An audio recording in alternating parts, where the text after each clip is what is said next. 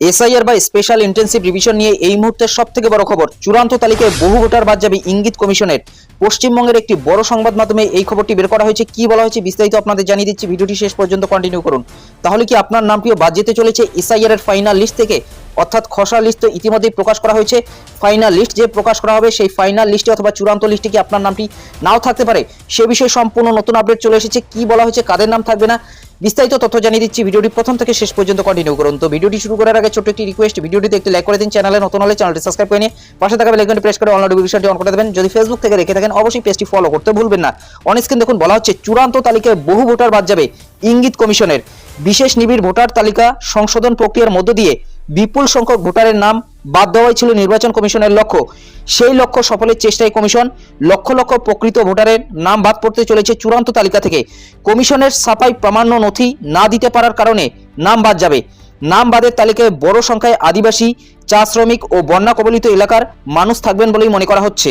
নির্দিষ্ট সময়ের মধ্যে তথ্যে অসঙ্গতি শুনানি শেষ করতে পর্যবেক্ষক ও জেলা শাসকদের সঙ্গে বৈঠক করেন রাজ্যের মুখ্য নির্বাচনী আধিকারিক। শুনানি কেন্দ্রে ভাঙচুর ও কমিশনের হয়রানি নিয়ে মুখ খোলায় ফারাক্কা বিধায়ক মনিরুল ইসলামের বিরুদ্ধে এফআইআর করার নির্দেশ দিল কমিশন।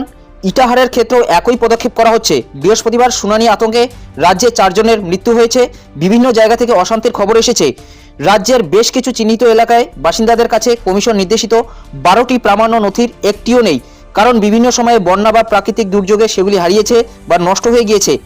এদের অনেকেই তথ্যের অসঙ্গতি থাকার কারণে শুনানিতে ডাক পেয়েছে, কিন্তু প্রামাণ্য নথি না থাকার কারণে ভোটার তালিকা থেকে নাম বাদের প্রবল সম্ভাবনা রয়েছে। বৈধ ভোটার হয়েও নাম বাদ যাওয়া ব্যক্তিদের ভোটার তালিকায় কিভাবে নাম নথিভুক্ত করা যায় তা নিয়ে চিন্তায় রাজ্যের নির্বাচন আধিকারিকের দপ্তর। কিছু ক্ষেত্রে এসব এলাকায় জেলা শাসকরা সশরীরে হাজির হয়ে বাসিন্দাদের সঙ্গে কথা বলে চূড়ান্ত সিদ্ধান্ত নেবেন। তারপরেও বহু যোগ্য ভোটারের নাম তালিকায় থাকবে না বলেই ধরে নিয়েছে কমিশন। যদিও তালিকা সংশোধনের কাজ শুরু থেকেই ভোটারের নাম বাদ দেওয়াই উদ্দেশ্য ছিল, এদিন সুপ্রিম কোর্টের নির্দেশ ও পরবর্তী জাতীয় নির্বাচন নির্দেশিকা সঠিকভাবে প্রয়োগ করতে সন্ধ্যায় কমিশন নিযুক্ত পর্যবেক্ষকদের নিয়ে বৈঠকে বসেন রাজ্যের মুখ্য নির্বাচনী আধিকারিক।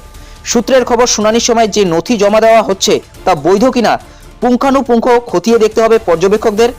এই কাজে তাদের সহযোগিতা করতে প্রয়োজনে আরও মাইক্রো অবজারভার নিয়োগ করা হবে বলে ইঙ্গিত মিলেছে। এত কিছুর পরেও বেঁধে দেওয়া সময়সীমার মধ্যেই শুনানি শেষ করে চূড়ান্ত ভোটার তালিকা প্রকাশ কিভাবে সম্ভব তা নিয়ে সন্দিহান খোদ কমিশনের কর্তারাই। এবার রাজ্য সরকারের উচ্চপদস্থ আমলা সৌমিত্র মোহনকেও নোটিশ দিয়ে শুনানিতে ডাকা হয়েছে। এসআইআর নিয়ে ফের তৃণমূল নিশানা করল বিজেপি। দলের রাজ্য সভাপতি শ্রমিক ভট্টাচার্যের অভিযোগ, বিএলওদের দিয়ে ভুল তথ্য জমা করাচ্ছে রাজ্যের শাসক দল, ফলে অকারণে শুনানির লাইনে দাঁড়াতে বাধ্য হচ্ছে নাগরিকরা।